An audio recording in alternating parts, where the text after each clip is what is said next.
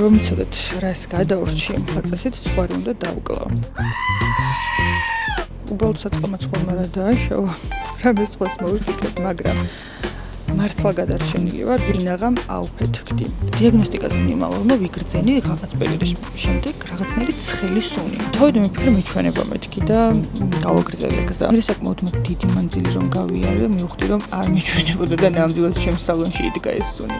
დიაგნოსტიკას აკეთებდა მანქანაში ჩაჯდა პირდაპირ მითხრა რომ აკუმულატორი გაქვს შესაძლებელი ნახე როგორი სუნი დგასო. ძალიან მივქარე რომ ეგ მანქანა საერთოდ დავძარი და იქიდან წავიყვანე. აღარ უნდა წავსულიყავ.